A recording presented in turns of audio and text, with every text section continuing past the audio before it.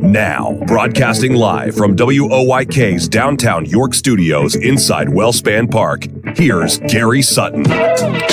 And welcome back to the Gary Sutton Show here on a Friday morning. It's 8:05. It's the 7th of February, 2025, and we're 2 days away from the Super Bowl. And, what was it, a week away from Valentine's Day, for heaven's sake. And, Mark, we have a little text coming in there right now, right? Yes, and it says, I'll just read the most important part. It says, years ago, I was sent a barbershop quartet to serenade me. What do you think of that idea? Yeah, SPEBSQSA Inc. That's what it is. The Society for the Preservation and Encouragement of Barbershop. Yes. I don't know if that would fit right now, but it's a great idea. I mean, it's unique. I got to say that. It's unique. Mm-hmm. So we like that idea. Agree. Yeah. So, but I don't think that's going to What about a rapper? What if you sent her a rapper? Somebody come up and do a little rap that you'd make up? No. And what about if you rapped it? No. I've done that already. It didn't work. Play well. No. Okay. And did you think of any other ideas during the break? Because we're trying to help Mark. Ladies and gentlemen, and I thank you to whoever just sent that in there. I'll write a response there in a second. But 833-478-4729, we're asking people to help Mark with a unique present for Deb for Valentine's Day. And he only has a week to go, and he's fretting over this because she's eliminating things along the way, too. Because things he thought about, she's already said, no, I don't want that. Yeah. Or she got something. Like the other day, he was going to get her a printer. Now, what screams romance like a printer? Now, you know what I could do? But she got that the other day. You know what? Let me look this up. Okay. I don't know if worlds... You know who might have a good idea for you? What's that? Jim McClure. He's a York County historian. He's the author of Never to Be Forgotten. And Jim is a visionary. He might have an idea for a Valentine's gift for you. Maybe the Never to Be Forgotten book for Deb. What do you think? There you go. There's an idea. Good morning, Jim. Can you help us, please? Well, I would just say really a good one is to go out of town or even in town at Yorktown or out of town overnight or for a couple nights just to get away. See what I said, Mark? Visionary. Right there he is. There he is. Yeah, I like that. Not that expensive either. My wife and I are going to Bedford, for example, and next week. So it's just and that it's not that expensive really. Are you doing the Bedford Springs package there? No. There's another place, a very interesting bed and breakfast called the Golden Eagle Inn. Okay. Right in downtown Bedford. So it's a wonderful place. It's right in the downtown. You can walk to all the things downtown. Bedford has a really active downtown. So do you go to the old Bedford settlement there when you're out there at all? No, we typically we'll go out to the springs, but we don't have to stay there. You can go out there and enjoy the springs, the restaurants and stuff. Right. But we do a lot of walking and so on. Very cool. It's just a great getaway. Hey, I wanted to mention about your question about the Super Bowl. Yes. We had it might be a good moment to talk about Chris Dolman. From York High, NFL Hall of Famer. 5 years ago, he passed away from brain cancer. Yes, he did. He never played in the Super Bowl, but he after he passed away, 5 days later, he was recognized before the Super Bowl in 2020. Yeah. So he was a big presence there at the Super Bowl 5 years ago. And we're in basketball season right now, and a lot of people that ever followed York County basketball remember Stevie Orr and Dolman were the 1-2 punch for York High as they played during that time too. So he was a very good basketball player as well as his brother Ty Dolman also played during that time. Not that time, but another time there for York High. So little history right there as well. I tell you, you're all over it all the time, Jim. I'm always amazed. You can pull these things out at the drop of a hat. But one of the things you wanted to talk about today, we got Governor Shapiro in there now, and of course before him was Governor Wolf, and Governor Wolf, of course, a York County native.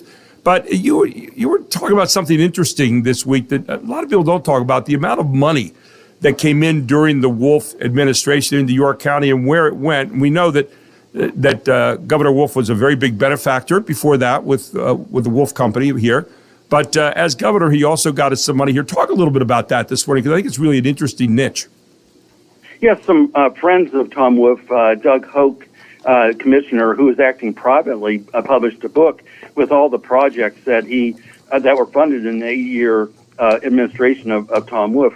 And all the projects, there's more than 1,000 projects, and it came to more than $500 million in that 8-year period.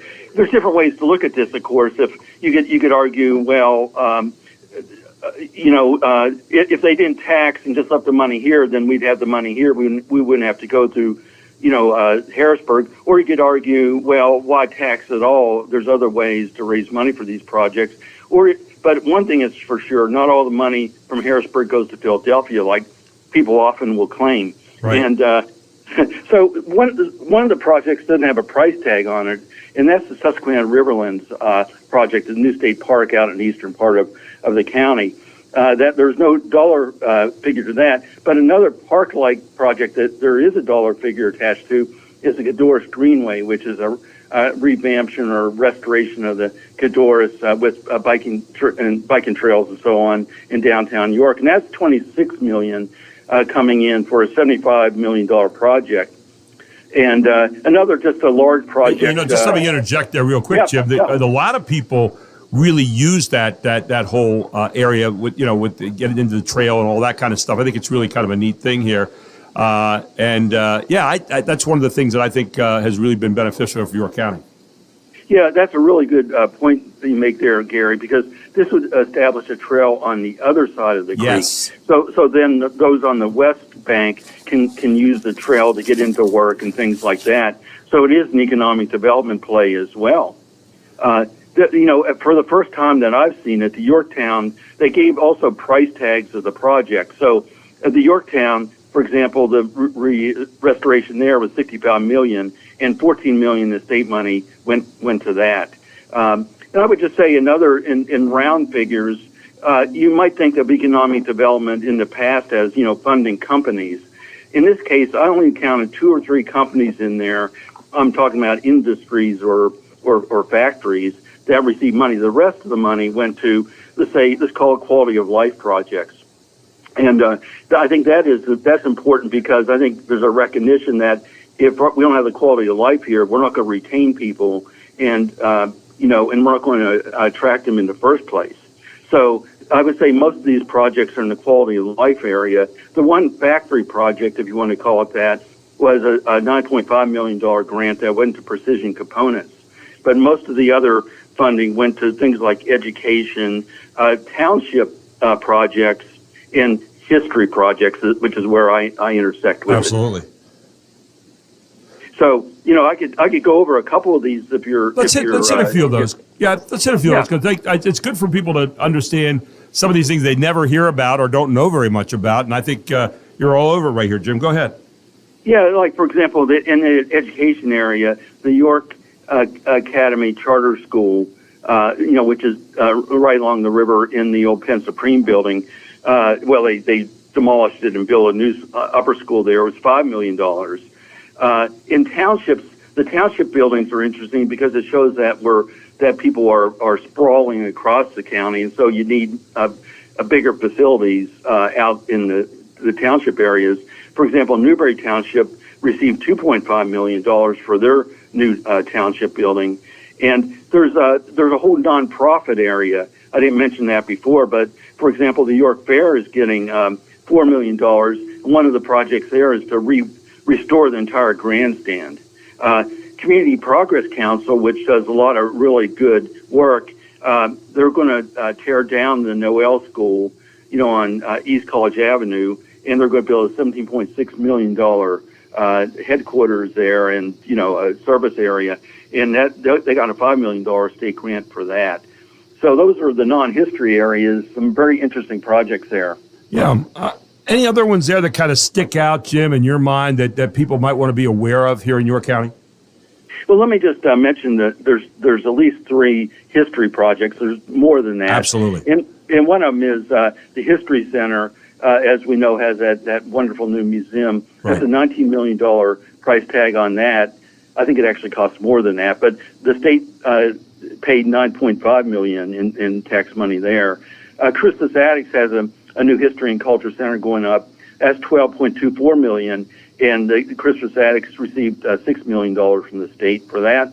And then the Mifflin House project out in the Wrightsville, Helm Township area, Underground Railroad Museum, and it'll be called Susquehanna Heritage or Susquehanna Gateway, received $3 million for that project.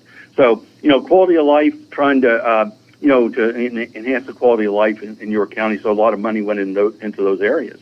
Yeah, it's really good stuff. It's good to know. You hear different stuff when we get into the political moods that we get into, and we're talking about that. But we like to see the reality and what comes out, too, sometimes. I think we need to be able to separate that out in our discussions. You know how we talk about conversation here, which is conversation and examination, and that's what we're more about instead of the political stuff and some of the indoctrinational kind of stuff we hear out there. Final thoughts this morning, Joe? Yeah, there's a couple of other areas that didn't have a price tag, but it's just interesting. And again, there's different ways to look at this, to your point just now. One of them it's called alcohol-infused economic development. And 2 restaurants received special liquor licenses in that regard. Another area was liquor control reform. Liquor Control Board reform, and another one that they listed was the mini casino out at York Galleria. So there weren't price tags to those, but those all happened under the Wolf administration to benefit the county. So a lot of good things there this morning. We want to be fair, again, with Governor Wolf, and again, a lot of politics back and forth, especially during the COVID time, which none of us had ever gone through. And separating that out from the COVID and all the things that went on right there, I think is a really good thing. What do you have for us next week, Jim? Yes, we're going to talk about, in regard to Valentine's Day, we're going to talk about 4 to 5 York County couples who were influencers in their day. All of them are gone, but they made major contributions together.